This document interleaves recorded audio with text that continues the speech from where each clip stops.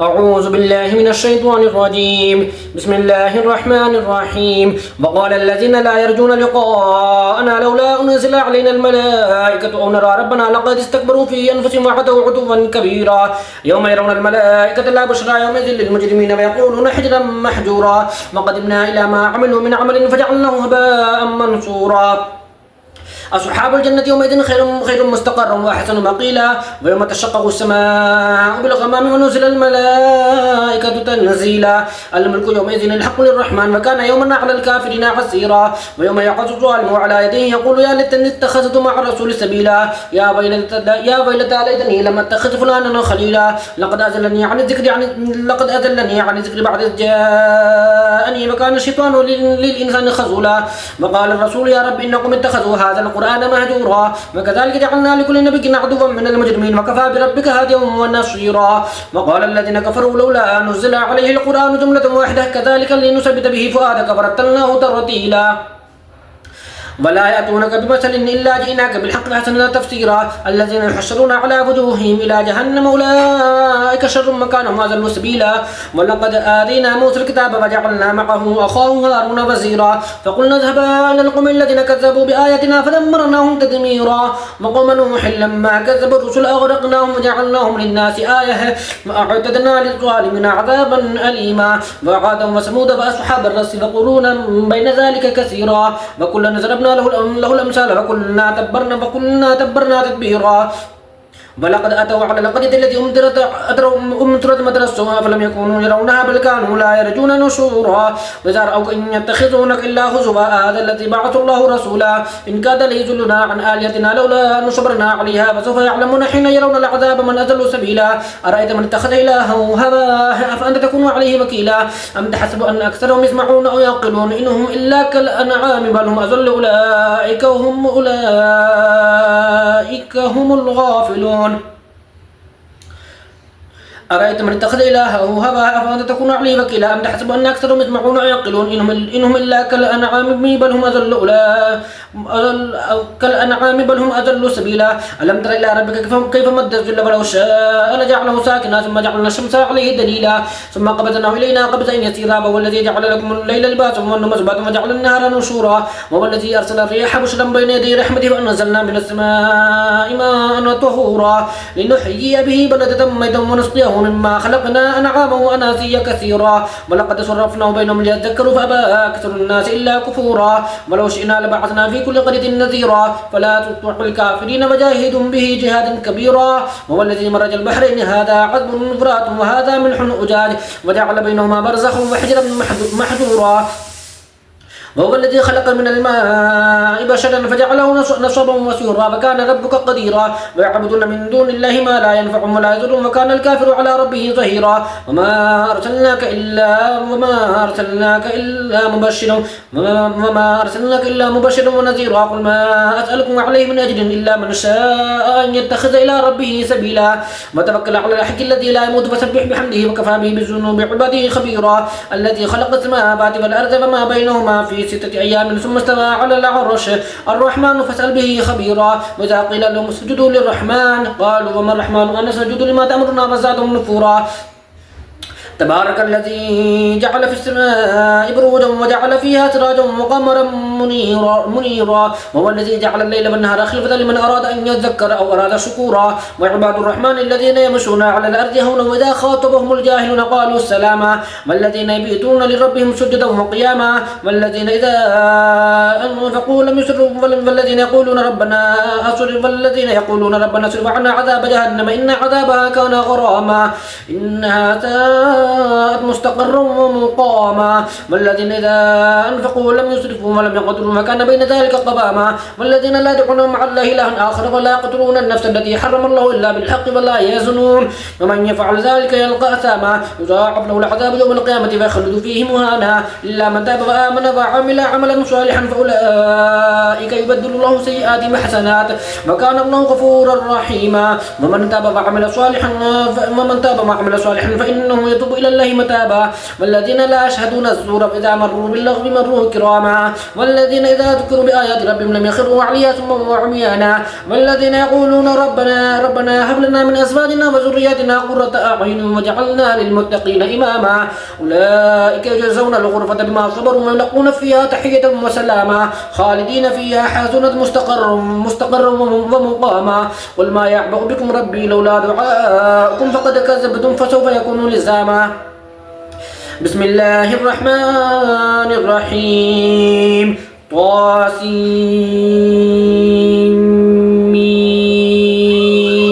تلك آيات الكتاب المبين لعلك باخع نفسك ألا يكونوا مؤمنين إن نشأ ننزل عليهم من السماء آية فظلت أعناقهم لها خاضعين وما يأتيهم من ذكر من الرحمن محدث إلا كانوا عنه معرضين فقد كذبوا فسيأتي ما كانوا به يستهزئون أولم يروا إلى الأرض كم أمتنا فيها من كل زوج كريم إن في ذلك الآية وما كان أكثرهم مؤمنين وإن ربك لهو العزيز الرحيم وإذ نادى ربك موسى أن ائت القوم الظالمين قوم فرعون ألا يتقون قال رب إني أخاف أن يكذبون فيضيق صدري ولا ينطلق لساني فأرسل إلى هارون ولهم علي ذنب فأخاف أن يقتلون قال كلا فتب بآياتنا إنا معكم مستمعون فأتيا فرعون فقولا إنا رسول رب العالمين أن أرسل معنا بني إسرائيل قال ألم نربك فينا وليدا ولبثت فينا من عمرك سنين ما فعلتك الذي فعلت فأنت من الكافرين قال فعلتها إذا وأنا من الضالين ففررت منكم لما خفتكم فوهب لي ربي حكما وجعلني من المرسلين وتلك نعمة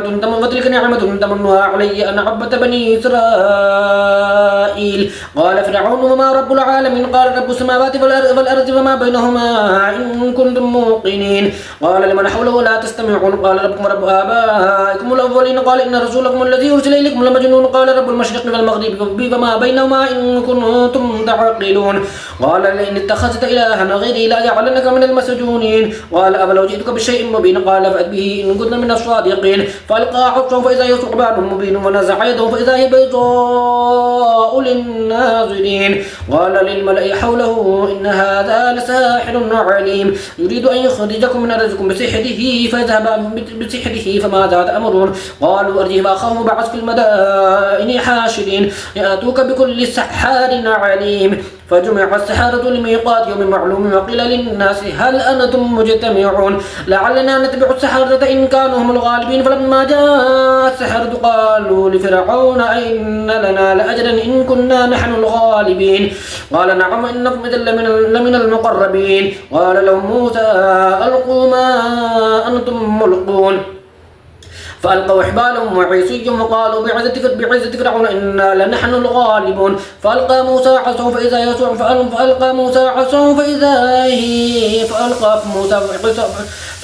عصاه فإذا هي تلقف ما يأفكون فألقي السحرة ساجدين قالوا آمنا برب العالمين رب موسى وهارون قال آمنتم له قبل أن آذن لكم إنه لكبيركم الذي علمكم السحر فلسوف تعلمون لو قطعن أيديكم وأرجلكم من خلاف ولو صلبنكم أجمعين قالوا لا ضير إنا إلى ربنا منقلبون إنا نطمع أن يغفر لنا ربنا خطايانا إن كنا أول المؤمنين وأوحينا إلى موسى أن أسر بعبادي إنكم متبعون فأرسل فرعون في المدائن حاشرين إن هؤلاء لشرذمة قليلون وإنهم لنا لغائزون وإنا لجميع حاذرون فأخرجناهم من جنات وعيون وكنوز ومقام كريم كذلك فأرسلناها بني إسرائيل فأتبعوهم مشرقين فلما ترى الجمعان قال أصحاب موسى إنا لمدركون قال كلا إن معي ربي سيهدين فأوحينا إلى موسى أن اضرب بعصاك البحر فانفلق فكان كل فريق كالطود العظيم وأزلفنا ثم الآخرين وأنجينا موسى ومن معه أجمعين ثم أغرقنا الآخرين إن في ذلك الآية وما كان أكثرهم مؤمنين وإن ربك لهو العزيز الرحيم واتل عليهم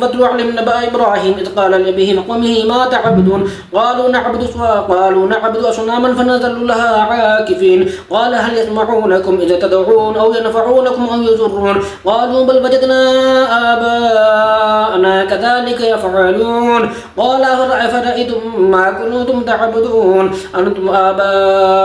آباؤكم الأقدمون فإنهم عدو لي إلا رب العالمين الذي خلقني فهو يهدين والذي هو يطعمني ويسقين وإذا مرضت فهو يشفين والذي يميتني ثم يحيين والذي أطمع أن يغفر لي خطيئتي يوم الدين رب هب لي حكما والحقني بالصالحين واجعل لي لسان صدق في الآخرين واجعلني من ورثة جنة النعيم واغفر لأبي إنه كان من الضالين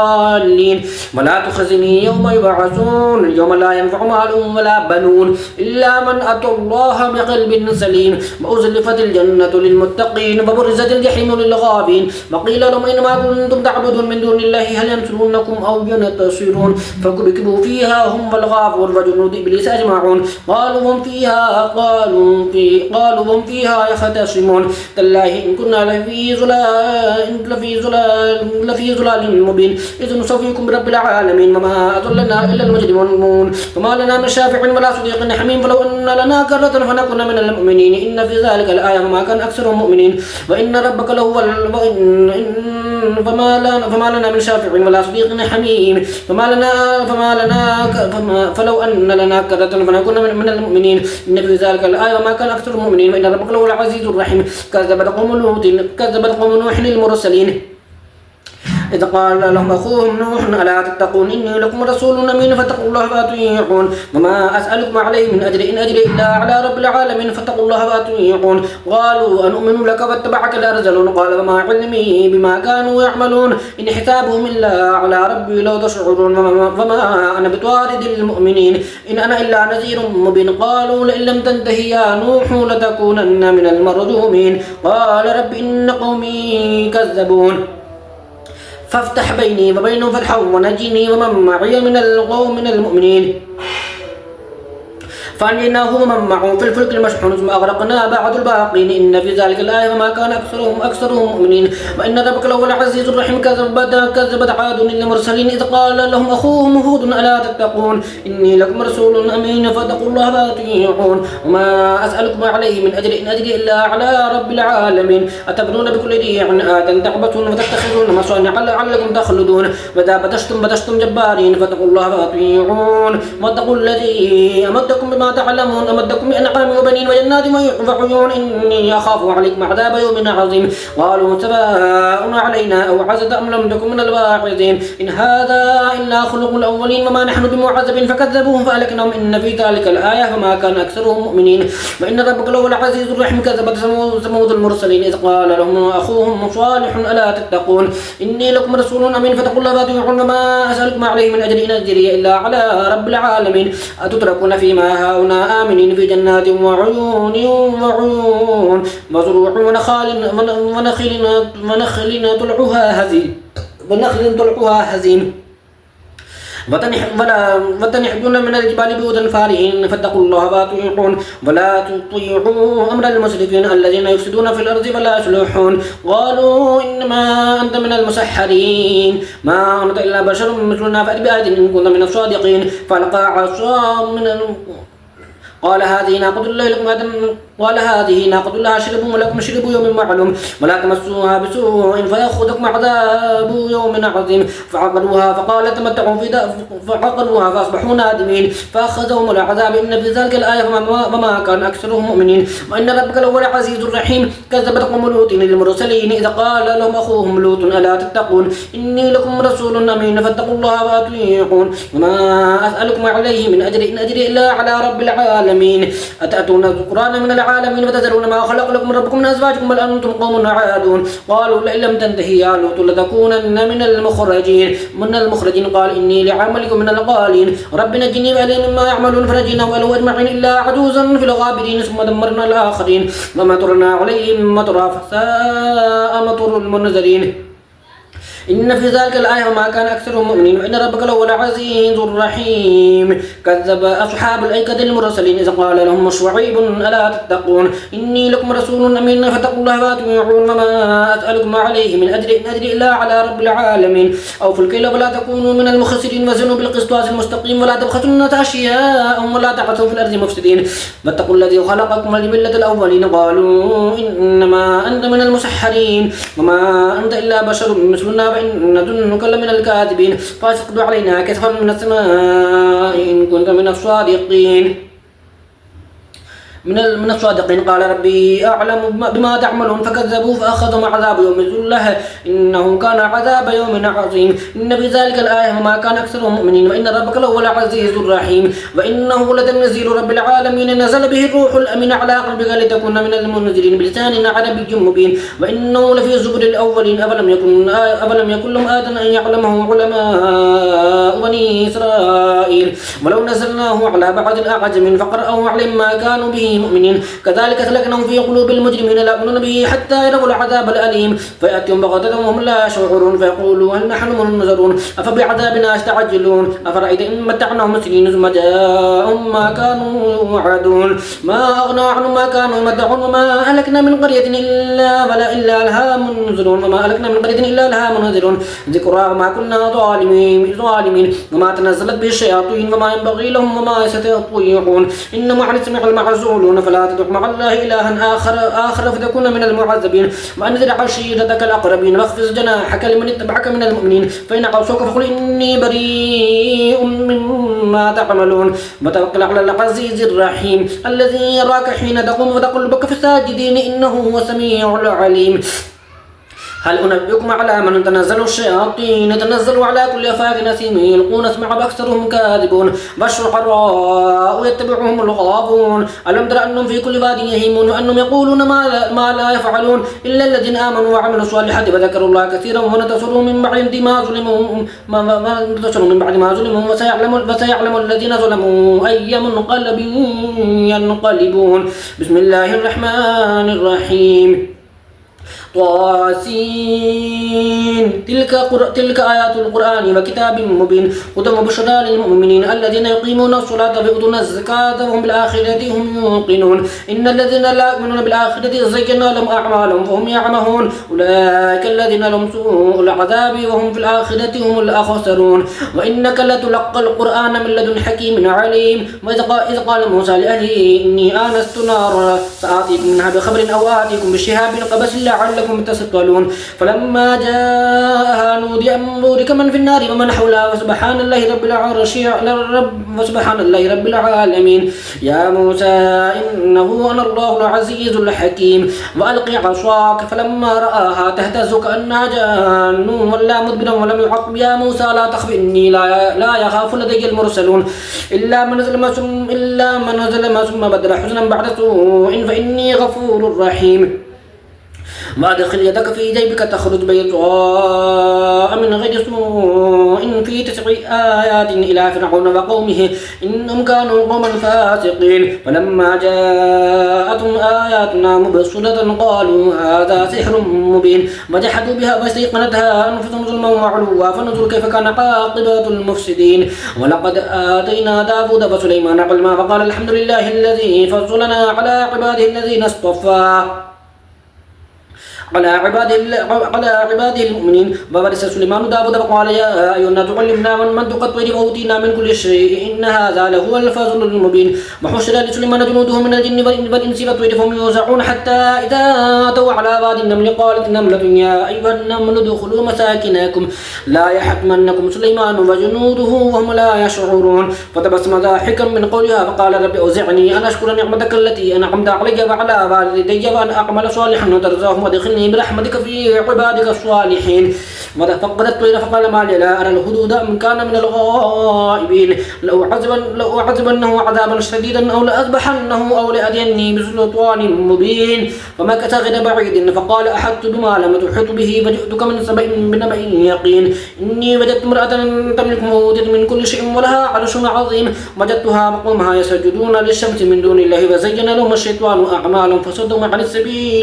السبيل فهم لا يهتدون. ألا يسجدوا لله الذي يخرج الخبأ في السماوات والأرض ويعلم ما تخفون وما تعلنون الله لا إله إلا هو رب العرش العظيم. قال سننظر أصدقت أم كنت من الكاذبين اذهب بكتابي هذا فألقه إليهم ثم تولى عنهم فانظر ماذا يرجعون. قالت يا أيها الملأ إني ألقي إلي كتاب كريم إنه من سليمان وإنه بسم الله الرحمن الرحيم ألا تعلوا علي وأتوني مسلمين. قالت يا أيها الملأ أفتوني في أمري ما كنت قاطعة أمرا حتى تشهدون. قالوا نحن أولو قوة وأولو بأس شديد